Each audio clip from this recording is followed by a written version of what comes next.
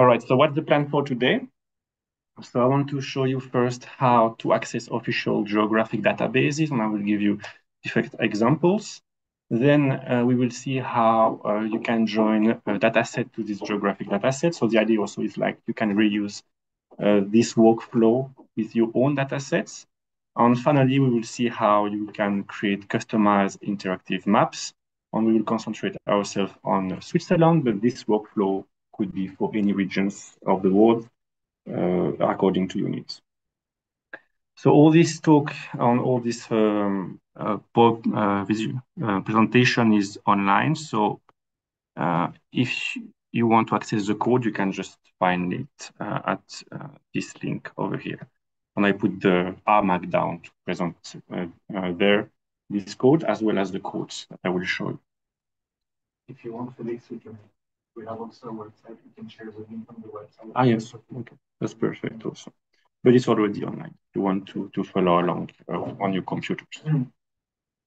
So as Westin said, I'm currently working for the Statistical Office of St. Gallen when I'm supporting the team for the R transformation. Previously, I worked 2 years as a data scientist at the Global Fund here in Geneva to fight, so it's an international organization to fight pandemics. And my background is in social sciences, so I have a master in sociology and a master in European studies here from the University of Geneva. So I'm not trained as a geograph. I learn mostly by myself. I learn R in my statistical courses in sociology, and this is mostly self-trained. With maps, it means what I do, you can also do it with the vast resources that are online. And hopefully this talk will help you to see the general workflow, how you can create interactive maps with R. So the first point, how to access geographic data. So I give you here 3 examples. One could be to access international data set with, for example, with the Natural Earth Project, which is in the public domain. So it's totally free of use. I will show you how to access official data from the Eurostat mapping API, so from the European Union Statistical Office. And finally, I will show you also how to access official Swiss data. So from the Swiss National Geoportal, how to access their vast catalog. But we'll just quickly show you that it's possible. But for the 2 use cases I want to show you, we will use this official thematic base map named thema card. Right, so for international geodata, for example, you can use this Natural Earth project, and it's very easy, as you can see. You can just use this R Natural Earth package in line 2. On in line 6, you can just use the NE countries with the written class as SF for simple features, and I will show you, I will tell you a bit more about this SF package and SF simple feature data structure a bit later. And if you're familiar with ggplot2, you can see that you can very easily create a static plot of the world. You can also use this R Natural Earth to access different physical geodata with the download. So here, for example, I put the link. So the different features over here, you have access. So the cultural is the countries, but you have physical vector data themes over here. So here it's an example with the rivers and lakes, but you can just put the name of this and you can choose them as well as the different scale of the quality of these data sets. Right, if you want to do mapping for a specific country, you can just use the country argument with the name of the country in the word. And as you can see here, using the same code, you can very easily create a static plot and access this data. You can also use the NE states to get the cantonal or state level. And this is also working for any countries in the world. And once again, with ggplot2, you can plot it. So that was very quickly for this Natural Earth project. Now for the Eurostat mapping API, you can use this GISCO service with GISCO R. And once again, you just have to put the name of the arguments on the levels. On this time, you have official geodata. So if you want to have official geodata, you can use this by opposition to this public domain natural earth project. Now, for accessing Switzerland geodata, you can use my BFS package that Vestin mentioned in the introduction. So this is to access the SwissStat API, API. So it's a catalog of datasets that you can access. You can access the full catalog with this function in line 5. And if you want to download this dataset, you can use the other function over here. So these datasets are quite heavy on thematic. So I will not go further into this, but just wanted to mention that you can access them like this. And finally, this is the geodata we will use later to do interactive maps.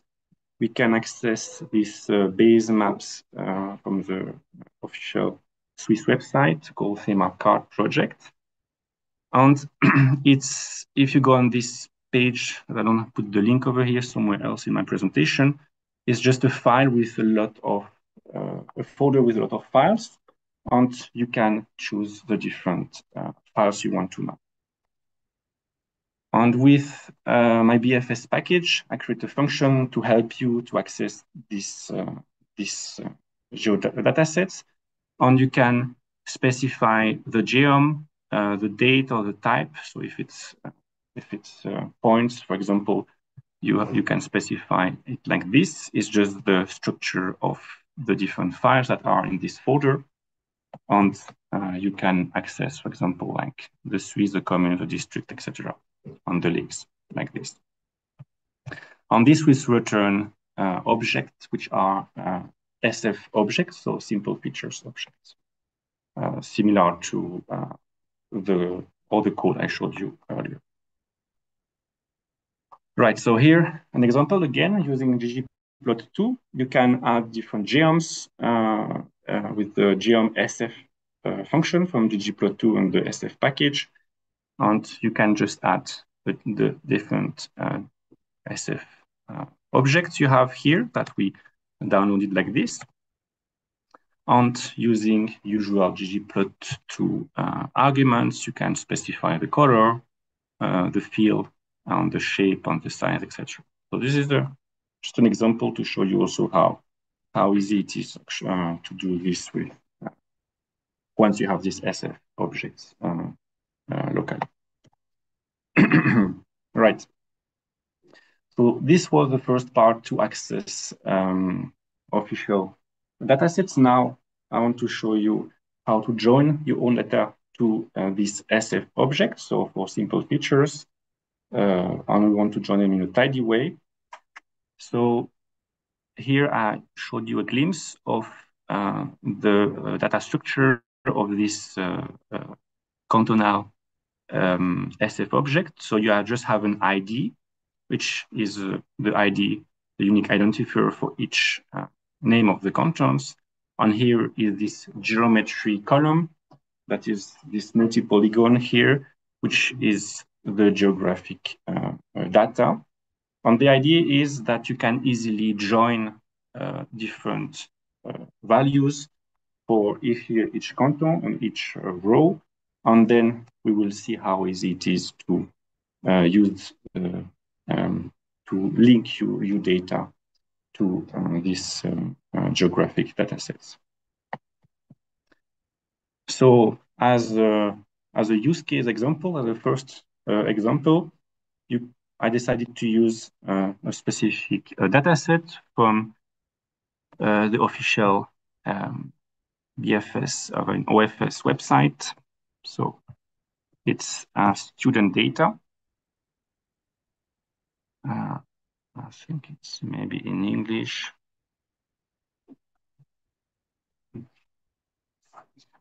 So I will put it in French. So this is the students by level of education, by cantonal, by canton, and by gender or nationality.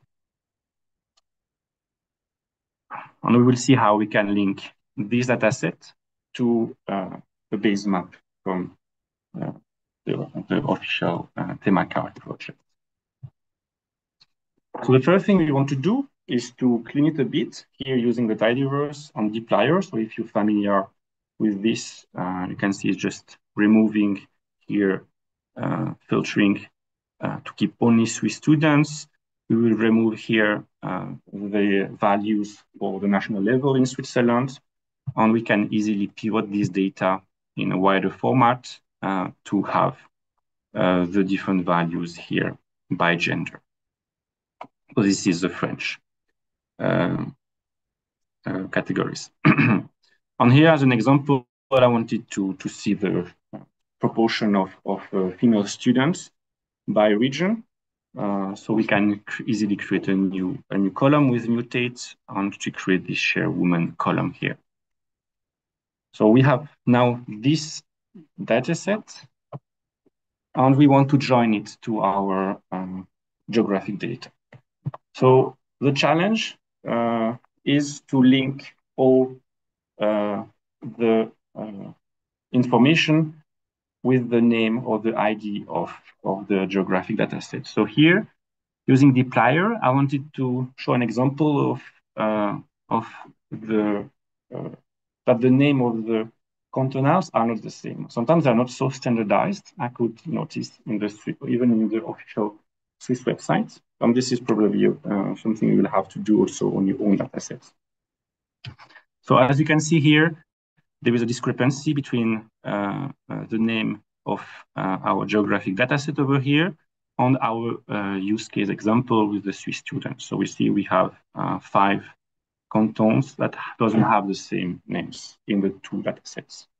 So this means we have to change in one or the other datasets the name.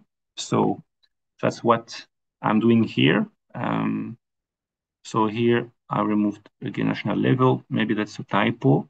But what I want to show you here is that you can easily just record this on Bern, Freiburg, etc. These are the cantons that were not the same in the 2 of this. And this is to clean also other elements that with spaces, etc., which will fail to left join. So once it's done and it's clean, you can just left join your own data set with a Swiss geodata here, specifying the 2 names of the 2 columns or the 2 variables, and it's just to select only the variables of the columns you're interested in particular this geography column, which contains the data for this SF structure. So now we're happy. We have the different values on the share woman here with our geography column here. So to ease this link, so here it's easy because we have like only a few cantonal cantons, but what about all the communes? I don't remember how many thousands communes there is in Switzerland. So if you're working with Switzerland, you can access different registers that are often also in the official website, which I put in this BFS package. So here, for example, if you want to access only the communes from Geneva, for example, you can just make an inner join, for example, here by specifying the 2 columns from the 2 datasets you want to link. On here, you will have only the communes here because there is no variables for just Geneva in this dataset here for the communes you have here. It's only the communes that are showed in this dataset. Right, so now that we have our joint dataset, we want to map it. So the first example, I want to show you how you can very quickly map one of your SF objects with map view. So I wrote here, it's quite clear. They don't pretend to have very customizable maps with map view, but it will automatically create a first map based on your SF geographic object on the different columns you have in your dataset. So let's do this here with the raw data.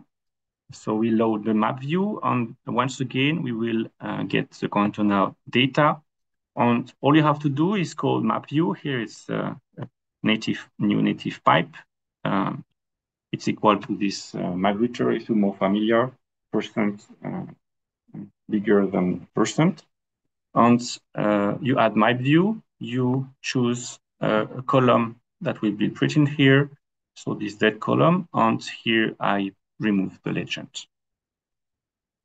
And if I click on a contour here, automatically the different columns and values will be showed as such. So here is just the raw dataset. So now let's see how we can use this map view function, but this time on our use case. So once again, we want to pivot it, and here we lose the SF class, I guess. So I'm not sure about what's the problem here, but sometimes also to let you know, if you're doing data transformations, sometimes you have to add this to say to your object that is an SF object, and for that you can use the st as SF function from the SF package to write this as to add the class SF to your dataset. And then simply here, I will choose the data only for a specific year. Année is year in French. So we will take the last year available on here simply by calling, again, map view with the name of the column. And you can easily, with the layer name function, add this little title in your legend. And once again, here we have this, and if you press it, there is no problem here. You get in a table, again, the different information very quickly. Right. So this map view is a tool to speed your visualizations, and it's using leaflet in the background, and there is also a leaflet package that I will show you as a second use case. And you can also easily access the different R packages, also that allows to give access to extra functionalities. So here, for example, I would be interested to see the difference between the last date last year available, which we just show, but also to take a look at the year 2000, 1999, 2000, and see if there is a difference in the percentages, for example. So you can do that with the library leafsync, for example. And as it's a leaflet object, you can call them with a sync. On here, you have a sync function, and you can see here, and there is a little red dot in the second one on the two map view object or leaflet maps are synchronized. So as you can notice here, the legend is not the same. It's definitely not best practice and can be misleading, but as a first data exploration or geodata exploration, you can very quickly have information about your data like this and visualize it. If you don't want to have these red points, you can use the Datis map view from the same package, and you have two interactive maps here, which are independent one of the other. And finally, if you want to have a little fancy thing like a slider, you can use this bar here, the AND logical operator, with these two leaflet objects. On here, you have this slider to compare two maps. It's quite cool. But once again, the legend is not the same, so it's not best practices, but you can see how fast and how easy it is to create maps with this SF structure. Would it be possible to synchronize the legends? I guess so. I guess you have to see with map view. I haven't tested this, but I imagine. But if you want to synchronize, I will show you how also you can use leaflet, and then you can reuse this. And I think you will have to use leaflets to have more control, and then you can just call this function again on your leaflet objects. So here as a second example, I want to show you how you can customize more your leaflet objects. There are other options also in the R community to create maps, but I wanted to concentrate this talk on leaflet. So this is an example from the official website from the statistical office over here. So I looked into the source code. It looks like it's data wrapper, which is a proprietary software. And it looks like this, right? So as a test, we wanted to check if it's possible to replicate this with a leaflet, which is open source. So once again, we want first to have the data, and we will see again, we will redo the same workflow. We want to find the dataset, which is in the, this time in the catalog of the tables.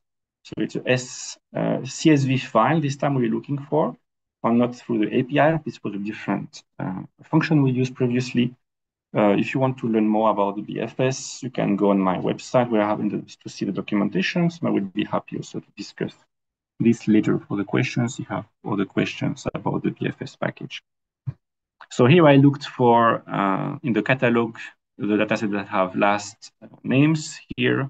So here I went a bit too fast, maybe. It's, we have here the commune's number of inhabitants on the ranking of the 5 most common surnames. Actual numbers and percentage will be displayed in the tooltip. So this is the most frequent names by commune. So here we see we have 8 rows, so 8 different data sets from the official catalog. You cannot read them, but they are like different levels. So we want the commune level, the lower level in Switzerland. So once again, to make it reproducible, you can use dplyr on the tidyverse to filter it by commune and to take the first one available here. And then using again a function from the BFS package, you can download the CSV. You can specify the destination of the file. Here I put a temporary file. So when you close it, it's removed automatically, so it's cleaner. And using read CSV with the path of your temporary file, you can read it into R as an SF object, and we will not take these two columns. We would remove them with the minus here in R with, again, dplyr. So once again, here, if you have a glimpse, so it's also a function from dplyr, you can see the general structure of the data. So we have the last names, frequency by commune, and we have the percentage of this name and the value also. So as we want to take the top 5, we can again do some data wrangling with the tidyverse and dplyr. So we will arrange by percentage, group by commune. We will take the top 5 at the rank column. Only here is our data set, which is way smaller by commune. By commune. So now I want to show you also an example of customization of leaflet. So leaflet is a JavaScript library, open source, very popular, and the leaflet R package allows to access the different customizations possible through arguments, and I will show you that a bit later. So here I created a function to create an HTML table. So leaflet is a JavaScript library and using HTML and CSS also. And here what we want to do is to create this tooltip with that we saw over here for each commune, which is like a little table with a title on the number of inhabitants. So you can create a function, and I will show you why I'm doing this. So once again, some data transformation. I will add, here is HTML code to create a title. And if you run this function on a given commune, you will have this table, which is here written in HTML. But if you print it in the console in RStudio, you will see this cable structure from the cable extra package, which I forgot to put as a library here. Right. So now the idea is to have access to this also HTML code for each commune. So what you could do is filter here by rank. So I want to have only one commune name for my top 5 here, and using the map underscore character, which is from the per package, which allows to make loops, but with functions. It's also part of the tidyverse. So here we will loop, we will run this create table for each commune name. So it will loop here on the first argument of this create table function. Here I call it name, could be a bit confusing. I should have called it commune. And this will add as all the HTML code will be in a row, in an observation for each commune. Right. And once you want to test it on your own computer, the code is also online. So now we want to do again the base maps from our official Swiss data. So here we want the communes, and we want to have also the lakes. And once again here, for some reasons, the class of the SF class was not present in this object, and I had an error message. So I have to hardcode this SF with SF transform for having the correct projection. Now, once again, we will join our geographic data set with our data frame, which contains the tables. And we specify here the column names that will be joined for the two data sets. And I have to hardcode against the TRS.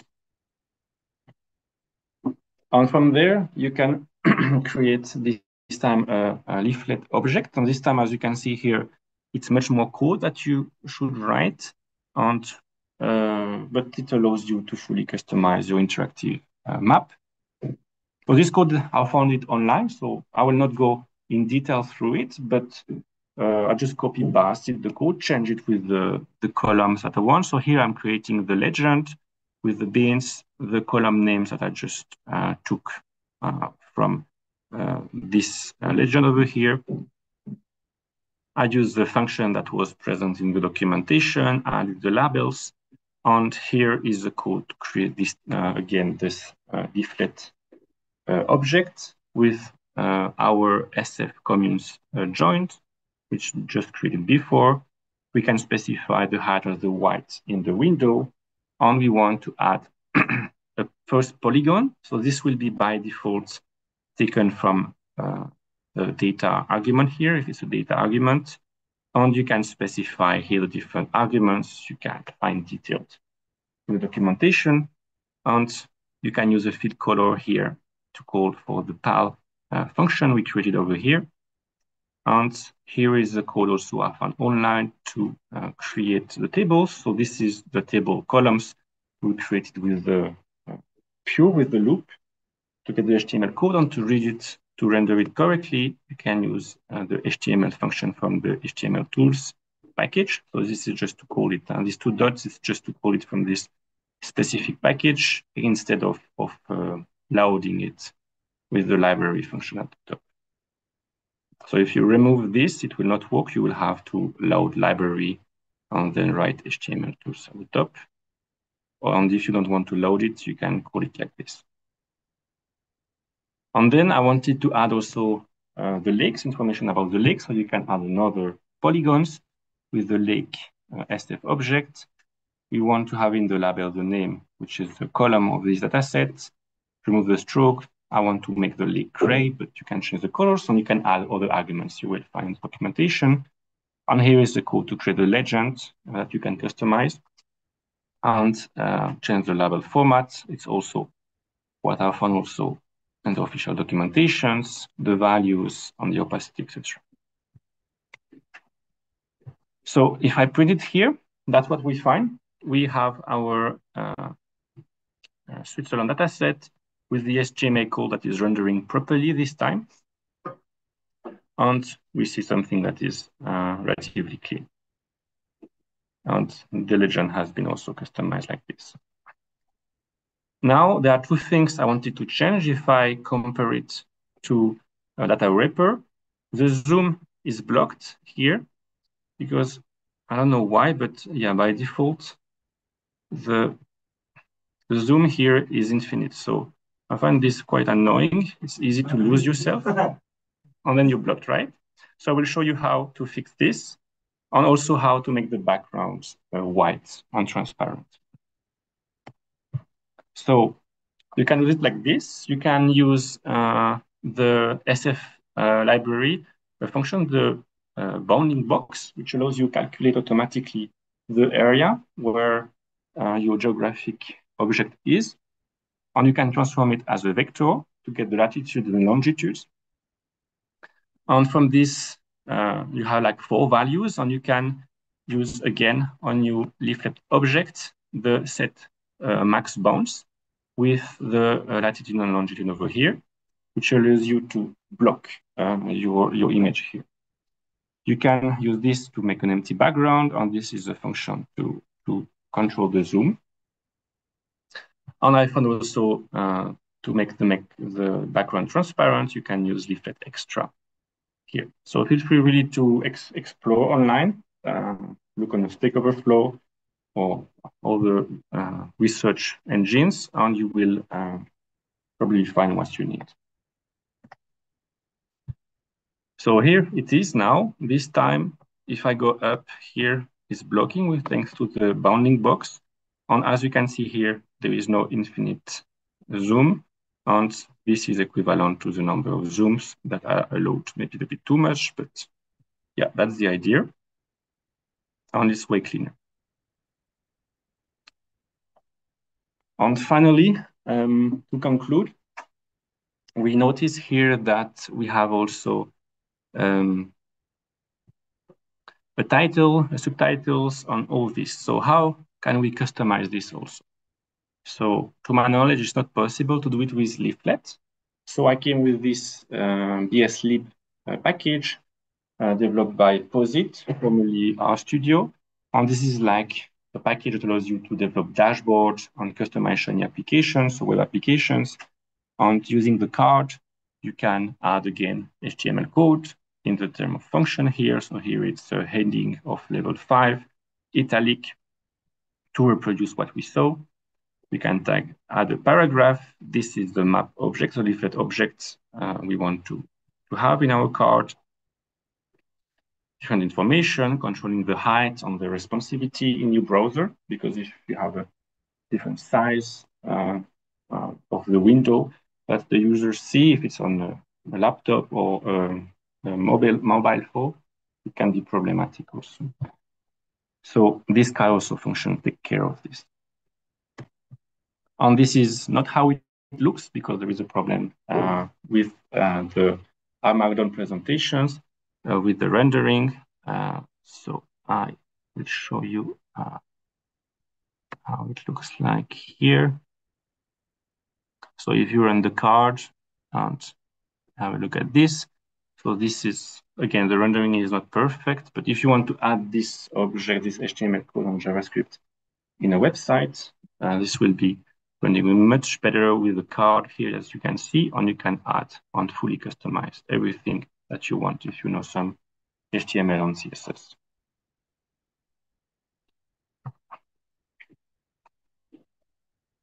Right, so that would be all. All the code is on my official website, and if you want to contact me, you can find me on LinkedIn. Thank you so much for your attention.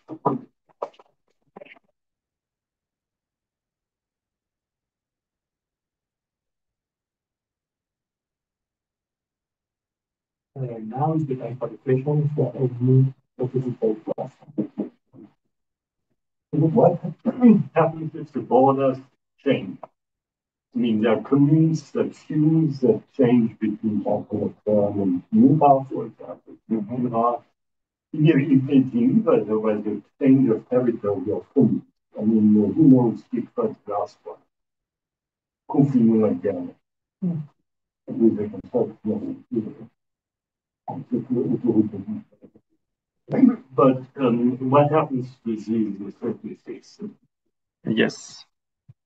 So,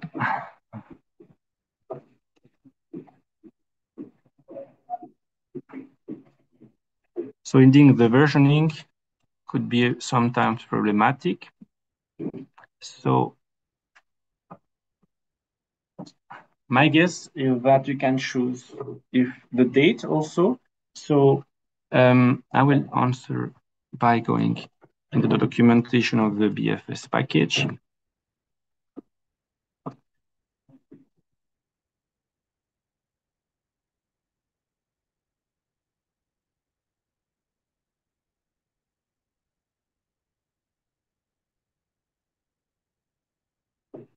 So this is the base map function. So there is apparently a date linked to this. So the date is over here. And I imagine that every time that there is a change in the geographic structure, they will update this base map object. So to change it, they will have a new asset number over here, and you would be able to change it, which is not very clear in my documentation. So here is the BFS base maps function, and this asset number here is equivalent to this one, if I'm not mistaken. Yes, it's the same number. And like, let's say in a few years, if you want to use this function, here there will be a new asset number. I don't know if they have historical data here of different asset numbers. Yes, here. So if you want now, for example, to access the data for 2014, you can take this asset number over here, and the asset argument here, change it like this. When we do the computation, but then maybe the names will change of the commune, so we have to clean it. And this one would go, let's say, to 1970s, and they will go completely 2006.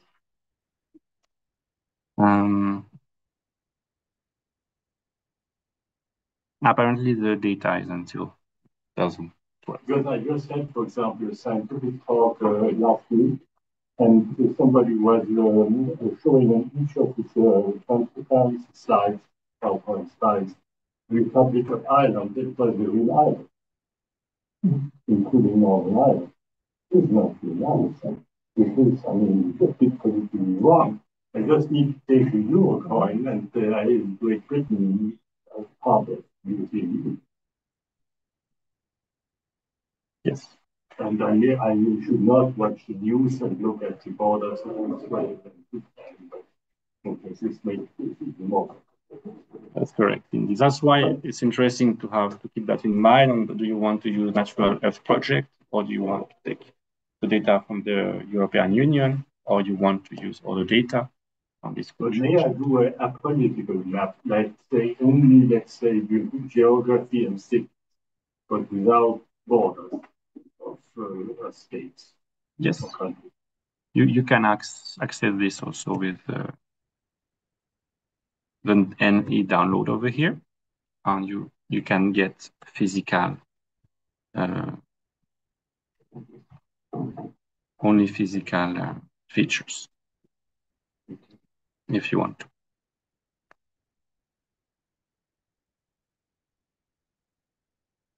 And indeed, there is a lot of politics behind geography, but yeah, that's another problem. Yes. In thank you for the presentation. In this presentation, you use mostly a ggplot to work with the set project, then use the check or extension. If you want to work with base R, what's the go-to package to work with the set project? I think it's just plot. Honestly, I'm not using base R, but I know if I go in the SF website, I think they're just using the plot function, and maybe it's. So here my presentation was to use SF all the time, and this is relatively new. Before it was SP. And here, I don't think they use ggplot2, they just use SF. So as you can see here, also I didn't mention it, if you're using Linux, you have to install a lot of dependencies. Because the GS, GDAL, there's another dependency. The version, depending on the version, another. Yeah, maybe that's what you had in mind also. Yeah. But so if I want to work with SF object in Laser R, that's what.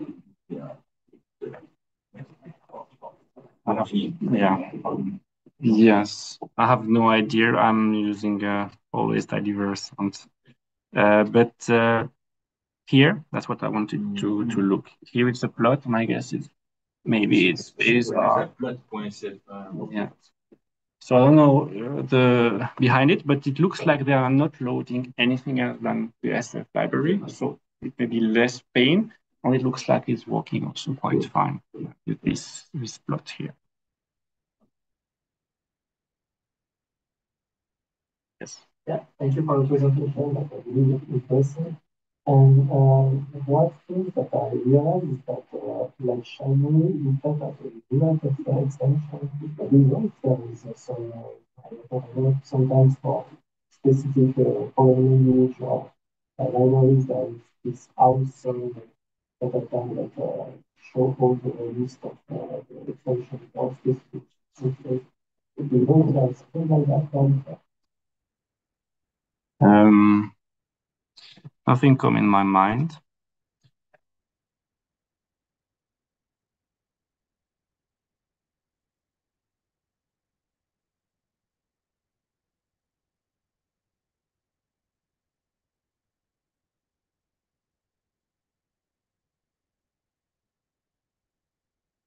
Or maybe there was something here. No, I don't know. Thank you. Yeah. Thank you.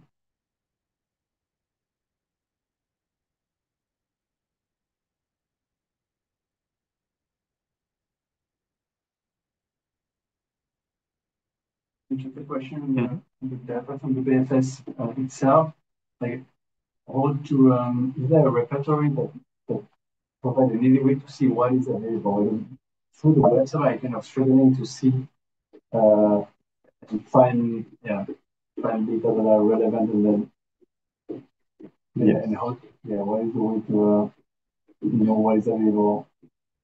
What is especially individual data? Yeah.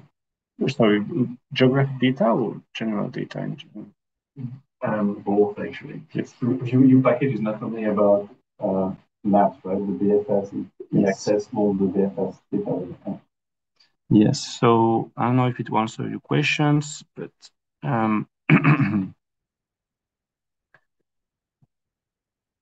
so they do have, and I mentioned it very quickly. Maybe I'll go on the English version. So first of all, the dataset available in English is way smaller than the one in French and German. So maybe it's better to go, as my mother tongue is French, here. So here you have all the data which you access actually. It's like my package. My package is just a wrapper of this RSS feed over here. On here you have all the data sets from the StatTab API. So this allows you to access and load directly the dataset because they are in the same structure through the this web PX file. So it's a specific structure developed by Statistical Office of Sweden, I think. It's quite obscure, and that's also why I developed this package, because it's hard to read this, but it allows you to. Why they're using this? Because it allows to have the different categories by language. That's why you can choose if you want to have them in English, if they are available, or in French or Italian. On the other one that you can access, is this graphic, or which I call tables, which is how they call it in the English version. And this is a lot of other data sets. And as you can see, you have, oh no, this is not this one, sorry. This is just the graphics indeed. This is the tables. And I think they are like more than 20,000 CSV, Excel files, etc., which are in different structures. And all of them we could access through the latest package. Okay. Yes, and then to look at them or to look what is there, you still recommend to go through the website if we're like mining for interesting data sets. Yes, it will be way easier. And then you can replicate it with the BFS functions. You find the asset number or the BFS number that you can find over here. And you can download it, and then you can make it reproducible like this. Yeah. But this looks like it, yeah, here is an Excel file. So you have a structure that is quite round.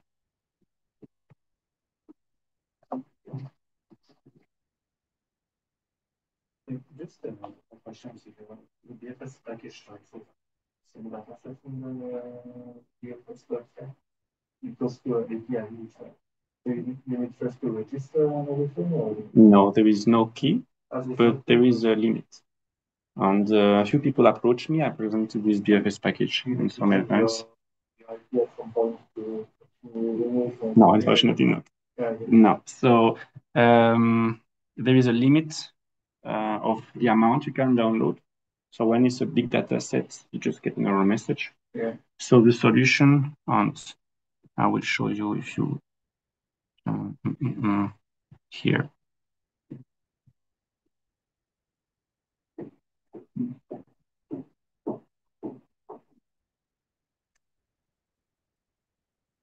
This is a GitHub account where all the code is for the BFS package.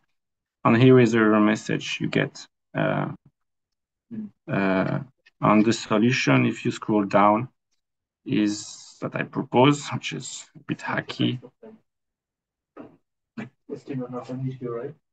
Yeah, I let it open because there is nothing. I tried to write them, but yeah, I mean, I understand if they have an open access, they have to put limits to some extent. So you can have a look at this and you will have all the metadata. I wanted here to make a loop to split all this is a solution. Yes, because you can split by categories, and then if you're lucky, your category is small enough, and then you combine with this code. Yeah. Some parts are not accessible by the So yeah, so as I mentioned before, all the datasets that are in this this is not the tables, I forgot now. They are all accessible through the API, and then you can import them automatically. You can transform the categories, and they are all in the API. However, which is much more, that's one other example. They are just not structured data, different structures. So you can download them through the asset also, which is another API, which I provide access with another function, but there is no way to automate this.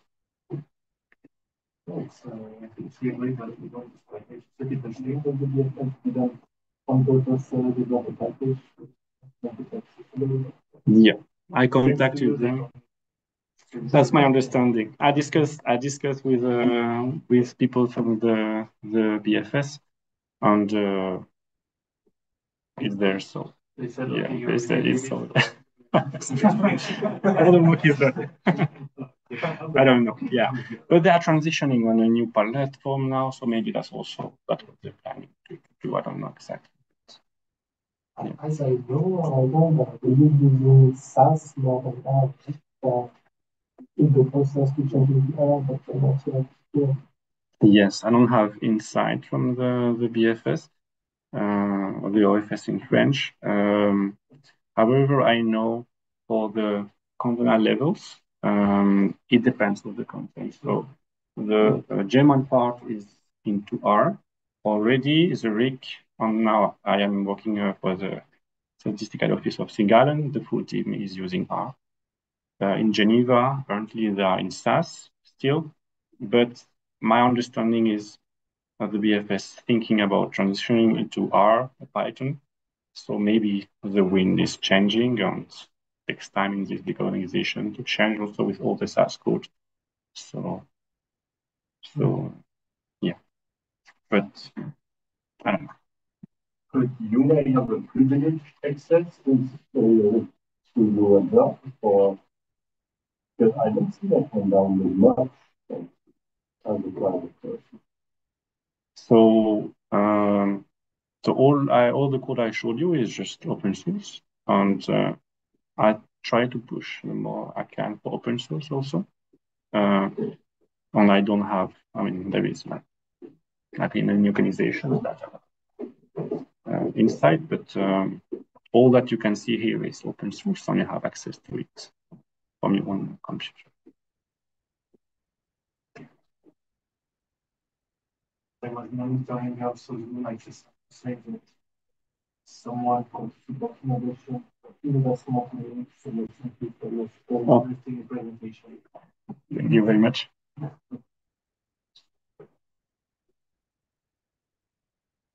Thank you for the transparency as well. I was able to reproduce the code as you were going.